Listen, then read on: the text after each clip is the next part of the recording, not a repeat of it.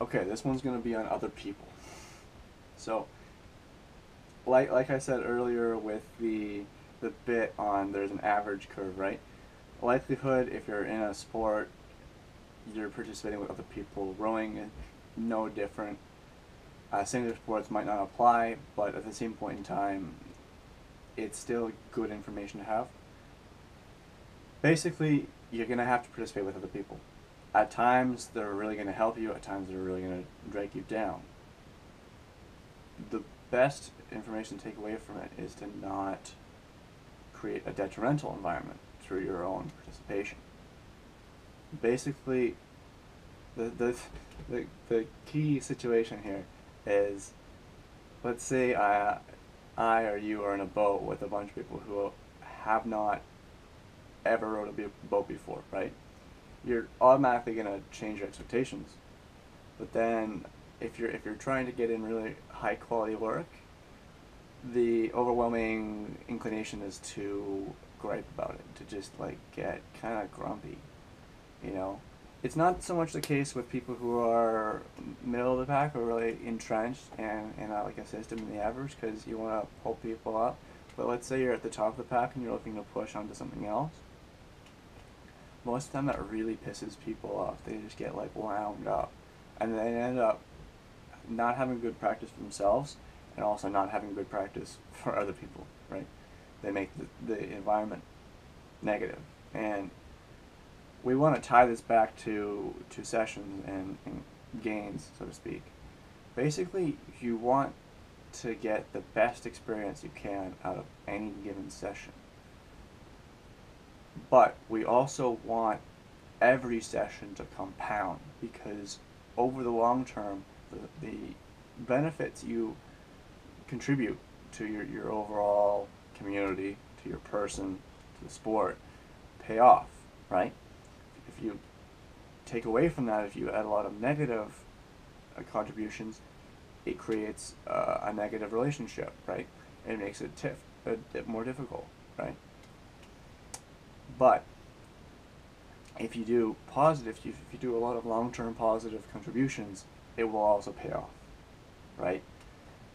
How this relates to the individual session is when you're working with other people, you want to make them want to, I guess in this case, row with you.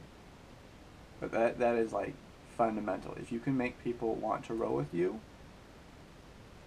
and have fun, if they think that rowing with you will make them have a good practice, then you're already set up in a great position. Firstly, for seat racing, if you have to seat race, if people think you're fast, if they like rowing with you, you've already got an up there. Secondly, in in getting people faster, you also get yourself faster, right? And by having a positive experience or constructing it, it doesn't even need to be a good row. But if you can kind of like focus on growth and benefits rather than negatives, you make everyone do a little bit better. So it could be really crap, but if you make it seem like, okay, well, it's got someplace to go, then everybody involved is going to be more keen to actually finish a session, right? And want to continue that sort of thing. The extension from there is that, I'm going to pause.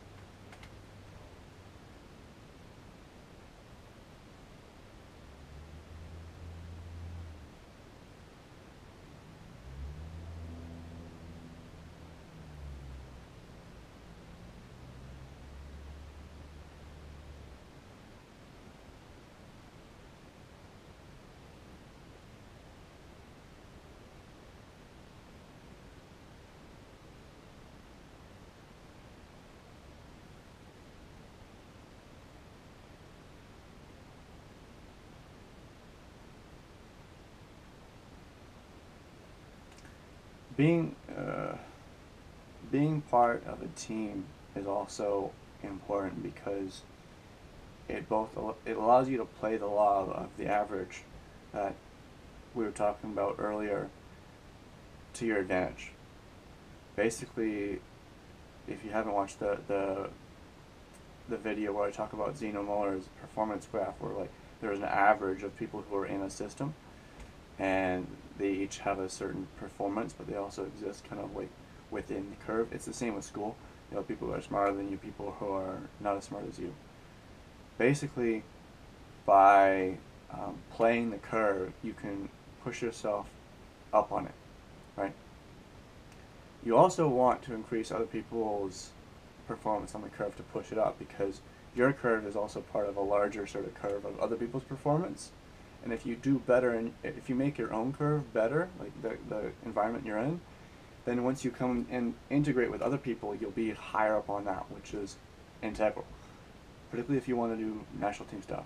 Having a really good club helps that, because you don't sit at the top and then struggle. In the middle, when you're moving up, is the easiest place to be. Basically, it allows you to there's a lot of people in the middle, right? So that means there's a lot of stepping stones. And I don't mean this in like a super negative, critical way, but basically all of your buddies, your friends, your counterparts, associates, what have you, are also different markers on the graph, right? And they all can be used to compare against, right? So they're mostly doing the same thing. And this allows you to kind of isolate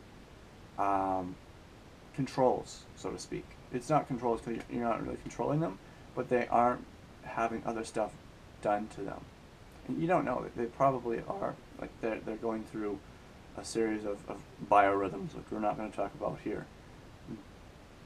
But they have a continuum, which they pretty much, you'll get an idea of who's doing what and where they're going. From there, you can choose good targets and improve relative to them, right? Like the work you put in, if the work you're doing is good, you'll get better. The work you're doing is bad, you'll get worse. There's other factors. You're growing. Some of you will grow a foot in like a year, which is ridiculous, but that will change things. But what you want to do is be able to compare against people and see what you're doing against what they're doing, and basically try and beat them. Competition isn't necessarily a bad thing, right? How it's constructed is much more important than the inherent attributes of it. You know, we're trying to get everyone faster, and that should allow you to get faster, and whoever you're trying to beat to get faster. But we shouldn't really try and prevent competition in order to promote this like sense of equality. It's not really not a thing. It doesn't work. Equality systems never are good at pulling people up. They work much better if they pull people down. So it's incredibly hard to pull people up to a standard. So I wouldn't even try it.